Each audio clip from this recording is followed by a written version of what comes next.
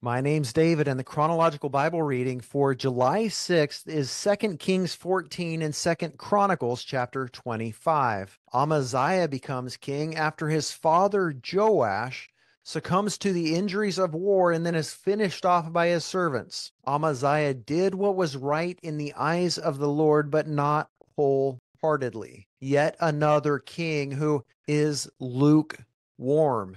And it's so sad. I just don't understand it. But then again, I do, because I look at my own life and how I lived for the first 26 years or so before Jesus really got a hold of me and helped me to submit to his leadership.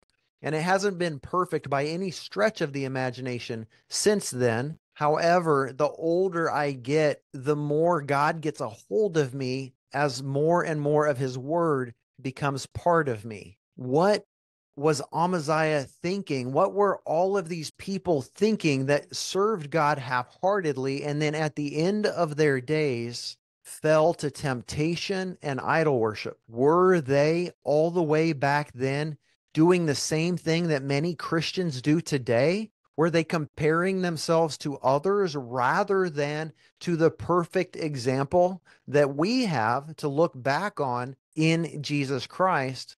And they had the word of God. They had prophets around them. Were they turning off the voice of the prophets, turning down the opportunities to spend time hearing from God through his written word? Were they thinking to themselves, at least I'm not as bad as that other king or the king who was before me?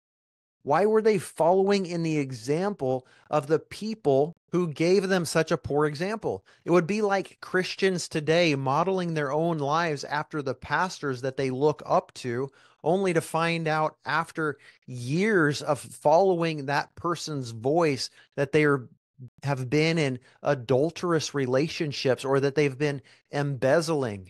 We're reading stories of kings who have been embezzling from the temple treasury and have been turning away from God. And while we can read these stories and be tempted to judge them in our hearts, apart from God's grace, are we really any better than they are? Amaziah is going to lead his troops out to war, and he sends money to Israel saying, "Come with me." But a prophet of God stops him and says, Israel does not have God, Yahweh, working with them.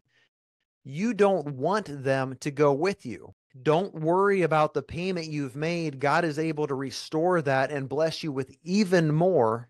And I wonder if Amaziah in his heart believed that he was somehow better than the king of Israel or Samaria, and he judged them. So after he goes to war and is victorious over Edom, he then challenges the king of Israel. Was he thinking that because God was not with Israel, he was automatically with Judah? Did he not understand that God is a respecter of those who believe him and those who trust him and obey him? Did he think that somehow he was special and the rules did not apply to him?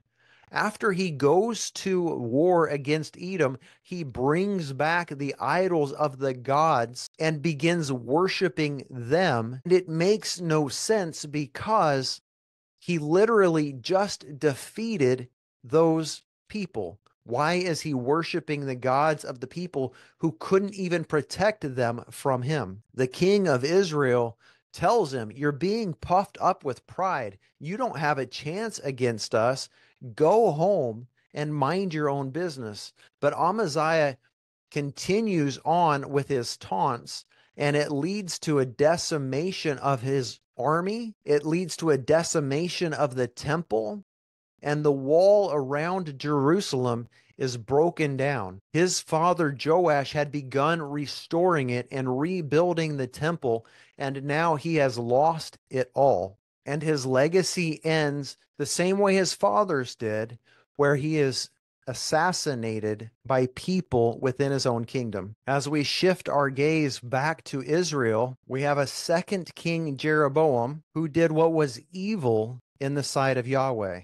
And even though he was evil and did not serve God, God gave him some victories and expanded back the borders of Israel that had been lost. And it wasn't because of Jeroboam's righteousness, it was because of God's mercy. He saw that the people, both slave and free, were oppressed and they were miserable. And so God had mercy on them because God is a merciful God. The lessons in today's reading are all about God and his kindness to us, his mercy to us. We don't deserve his grace, but he's looking for us just to humble ourselves in the same way that the people who were both slave and free under Israel needed to find some relief. They humbled themselves. I'm sure they cried out to God. He heard their moaning, just like he did for the people all the way back in the book of Exodus when the Israelites were enslaved in Egypt.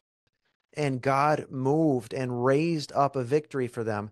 But in the same way, he punishes those who go after false gods, who knowingly choose to worship something other than the most holy God of the universe. Amaziah was puffed up in pride. He went off to war and he brought back the foreign gods of Edom and set up Asherah poles and worshiped these false gods who couldn't save a people. They're really just demons. And he was drawn away into sexual sin and all of this idolatry. And it was because of that, it says that God let Judah be routed by Israel. The punishment was brought upon the people and the king because of his sin. And he couldn't have done it alone. God brings judgment. It's what he does. But he gives mercy and kindness to the people who are willing to humble themselves before him. If only we would just get on our faces and ask God to forgive us and show us the right way. As you humble yourself before the God of heaven, pray and ask him for help. Ask him to show you which way to go, what to do. Be devoted to his word and to worshiping him and watch him move on your behalf for your good and for his glory. God bless you, my friends. Thank you for being on this journey with me through the Word of God in 2024.